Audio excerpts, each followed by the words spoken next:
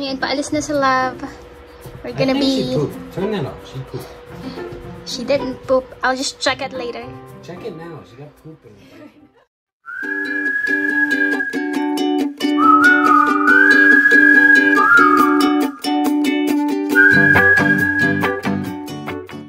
Hi everyone! Welcome to Zeta's Mama and Dada's YouTube channel. Today is the 6th of June and mag-8 PM na. So kung napanood nyo yung aming previous video, nanggaling ako sa clinic para sa vaccination ko. And sobrang daming vaccine nun. So yung total na vaccine na tinurok sa akin kanina is 4 vaccines. And kahapon, isang vaccine, yung updated version ng COVID, which is yung napili ko is Moderna. Kasi nga part siya ng requirement ng immigration para sa aking green card. So, ayan, pwede nyo panoorin yung aming previous video for you to get more information about it. So, pagpasensyahan nyo na ang aking super haggard na face. Nakatulog ako after namin kumain. Pagdating namin dito sa bahay, nakatulog kami ng mga 2.5 hours. And gumaan-gaan na yung pakiramdam ko. So tingin ko yung vaccine na talagang nagpasama ng pakiramdam ko is yung sa COVID vaccine. Sobrang sama ng pakiramdam ko dun. Tapos hindi ko alam kung nagka-fever ako kasi hindi ko naman check yung aking temperature. Pero parang ganun yung feeling ko. Tapos sobrang sore yung aking mga muscles. Ang sakit ng ulo ko. Pero after ko uminom ng paracetamol, dala ko pa yan galing Philippines, yung BioFlu. Naging okay naman. Medyo nawala na din yung soreness ng aking ito yung side na to kung saan in-inject yung vaccine, yung COVID vaccine. And ayun, parang gumaan-gaan na yung pakiramdam ko. Pero medyo masakit pa rin ang aking ulo.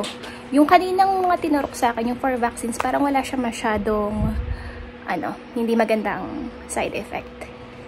So, thankful naman ako. So, hopefully bukas, after kong makatulog ulit, is maging okay na. So, ngayon is, nagre-prepare na si Love. Maaga siyang aalis kasi hindi na siya makatulog. Nung nagising kami ni Zeta, tinry niyang bumalik pagtulog, kaso hindi na siya nakatulog. So ngayon nagpe-prepare na siya para bumalik sa work, kaya talaga hopefully umayos na yung pakiramdam ko kasi kaming dalawa lang ni Zeta ang maiiwan dito sa bahay. And although sinabihan naman ni Richie ang aking biyanan, and sabi naman niya willing naman siyang samahan kami dito, pero ayoko naman siya kasing abalahin. Dahil din yun, medyo busy din siya. So, ayun. Talagang, I'm really hoping na maging mabuti na ang aking pakiramdam. So, ayun. Syempre, babalik sa work sila. Balik, naman kami. Long distance relationship. Hindi matapos-tapos na LDR every week. Pero, no choice kasi yun nga ang kanyang trabaho. So, ayun, share lang namin sa inyo today yung aming routine pagka bumabalik na siya sa work. Actually, wala kaming specific routine kasi iba-iba. Minsan, madaling araw siya umaalis. So, si Zeta tulog, tapos ako tulog. Gigising lang ako pagpaalis na siya. Pero ngayon, since maaga siya aalis, and gising kami ni Zeta, share namin sa inyo. So, samahan nyo kami. Zeta! Yan si Zeta. Nasa kanyang playpen. Tapos nanonood na naman ang favorite show niya na si Miss Rachel. Minsan si Love na siya. Ayaw niya ng pare-parehas na show yung pinapanood niya. Kasi si Zeta, yun talaga ang favorite niya si Miss Rachel. Doon siya kumakalma. Minsan pagka pinapanood ko siya ng ibang mga shows like Peppa Pig or Cocomelon, Teletubbies. Minsan gusto niya pero ang bilis niyang maging aburido. Unlike dito kay Miss Rachel. So, syempre, pag ikaw ay Filipino, hindi mawawala ang rice cooker. Nagsasaing ako. Actually, ready na siya para sa aking dinner. Hindi ko sure kung kakain si Love Kasi normally hindi na yun kumakain before siya umalis.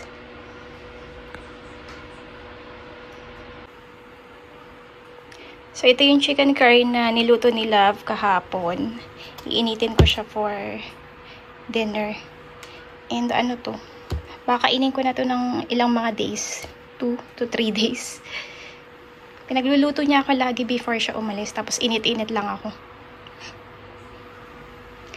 Diba? Ganun kaswerte sa husband. Pero nag-effort naman ako nag-aaral naman ako magluto.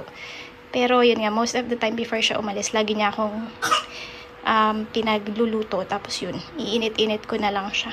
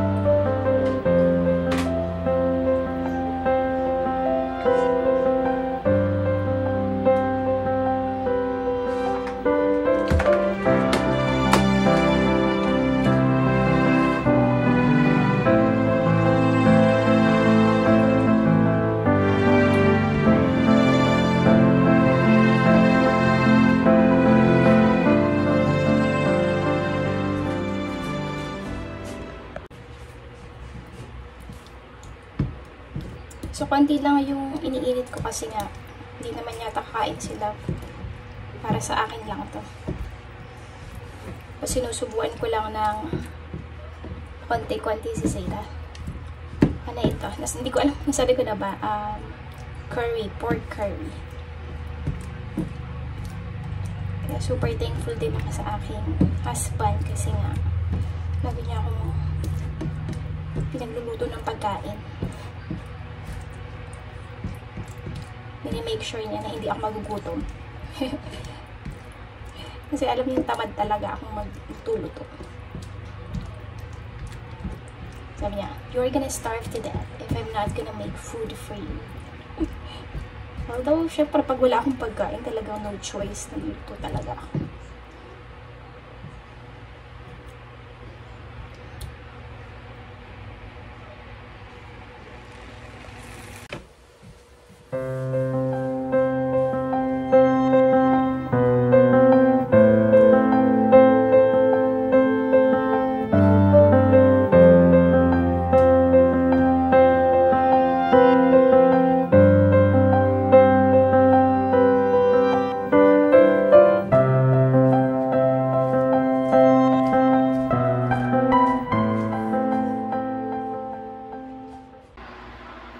Ayan, so kakain na kami ni Zayda. Si Love, nagpe-prepare pa rin siya para pumasok. Hindi ko alam, parang tapos na ata siya maligo. Baby! Baby!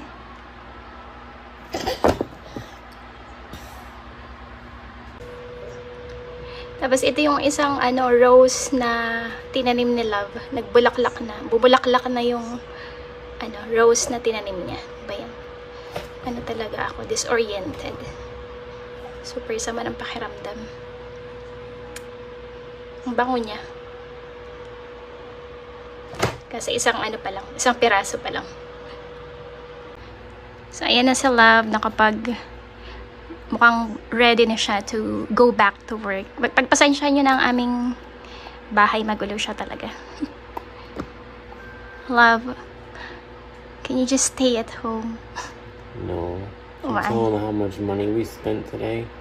Yeah, but it was in our last vlog. Well, that's why I gotta go. Not just that, I mean, I just have to. But I'm not feeling well. My mother's gonna come visit you tomorrow. So yun.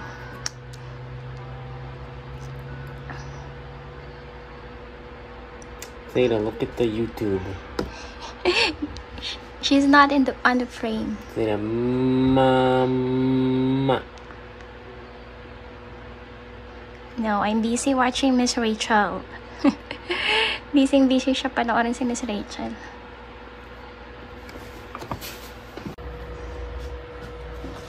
Ayan, paalis na si Love.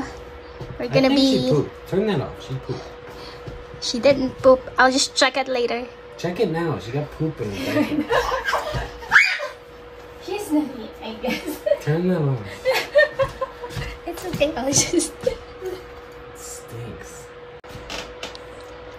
So, ayan, paalis na si Love. Naputol yung ating ano kanina dahil si Zira ay nag-poopy. So, again, kami ay long-distance relationship again for 4 to 5 days. Hopefully, hindi na mag-extend. Kagaya yung nangyari last week.